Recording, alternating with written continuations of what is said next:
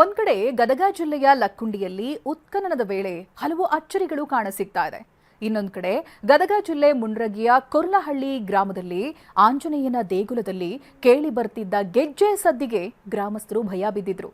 ಬೇರೆ ಬೇರೆ ಗ್ರಾಮಗಳಿಂದ ಕೌತುಕ ನೋಡೋದಕ್ಕೆ ಜನ ಮುಗಿ ಬೀಳ್ತಾ ಇದ್ರು. ಶಕ್ತಿ ದೇವತೆಗೆ ಶಾಂತಳಾಗುವಂತೆ ಕಿನ್ನಾಳದ ಕಲಾವಿದ ಪೂಜೆ ಸಲ್ಲಿಸಿದ್ದಾರೆ. ದೇವತೆಗೆ ಕಾಯಿ ಒಡೆದು ನೈವೇದ್ಯ ಮಾಡಿ ಪೂಜೆ ಸಲ್ಲಿಸಿದ ಬಳಿಕ ಗೆಜ್ಜೆ ಶಬ್ದ ನಿಂತಿದೆ. ದೇವಿಯ ಪವಾಡಕ್ಕೆ ಗ್ರಾಮಸ್ಥರು ನಿಬ್ಬೆರಗಾಗಿದ್ದಾರೆ.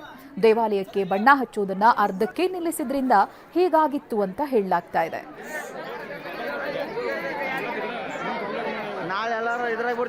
ಮತ್ತಷ್ಟು ಈ ತರ ಸನ್ನಿವೇಶಗಳು ನನಗೆ ಕಂಡಿಲ್ಲ. ಇಲ್ಲಿ ಏನಪ್ಪ ಅಂದ್ರೆ ಬುಧವಾರ ದಿನ ನಾವು ಬಂದು ಪೇಂಟಿಂಗ್ ಪ್ರಾರಂಭ ಮಾಡ್ಬೇಕಂತ ದೇವಸ್ಥಾನದಿಂದ ಆಂಜನೇಯ ಟೆಂಪಲ್ಗೆ ವರ್ಗಾವಣೆ ಮಾಡ್ತಿದ್ರು. ಆ ಸಮಯದಲ್ಲಿ ಇಲ್ರಿ ಜಾತ್ರಾ ಮಹೋತ್ಸವ ಇದೆ, ಅದೆಲ್ಲ ಆದ್ಮೇಲೆ ನಾವು ಕೊಡ್ತೀನಿ ಅಂತ ಅಂದ್ರು. ಸರಿ ಅಂತಂದು ಅದನ್ನ ತಂದು ಆಂಜನೇಯ ಟೆಂಪಲ್ನಲ್ಲಿ ಇಟ್ಟು ರಿಟರ್ನ್ ಹೋಗಿದ್ವಿ ಊರಿಗೆ. ತಾತಿ ಶನಿವಾರ ದಿನ ನಿನ್ನೆ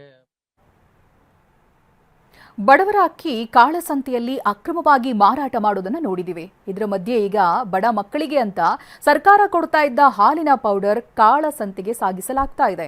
ಸಚಿವೆ ಹೆಬ್ಬಾಳ್ಕರ್ ತವರಿನಲ್ಲೇ ಅಕ್ರಮ ನಡೆಯುತ್ತಿದೆ.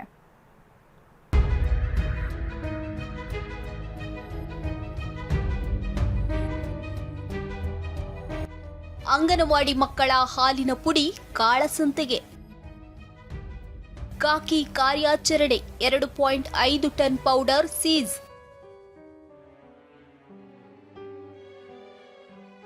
ಬೆಳ್ಳಗಿರುವುದೆಲ್ಲ ಹಾಲಲ್ಲ, ಆದರೆ ಈ ವಾಹನದಲ್ಲಿ ಸಿಕ್ಕಿದ್ದೆಲ್ಲವೂ ಹಾಲಿನ ಪೌಡರ್. ಅಂಗನವಾಡಿಗಳ ಬಡ ಮಕ್ಕಳ ಹೊಟ್ಟೆ ಸೇರ್ಬೇಕಿದ್ದ ಮಿಲ್ಕ್ ಪೌಡರ್ ಕಾಳಸಂತೆಗೆ ಇದೇ ವಾಹನದಲ್ಲಿ ಸಾಗಿಸಲಾಗ್ತಿತ್ತು.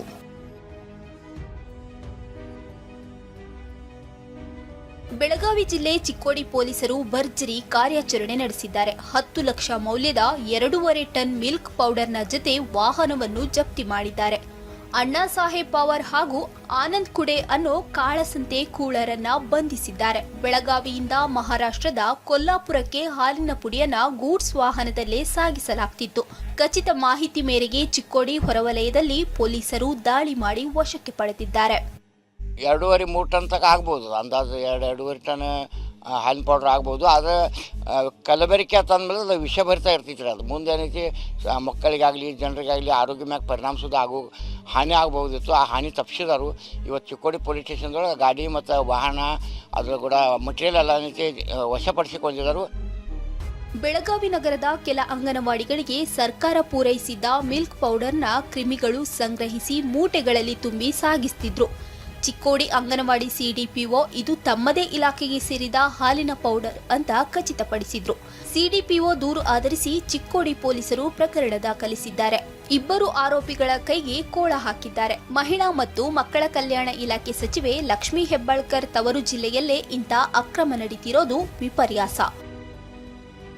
ಸಹದೇವ ಮಾನೆ, TV9 ಬೆಳಗಾವಿ.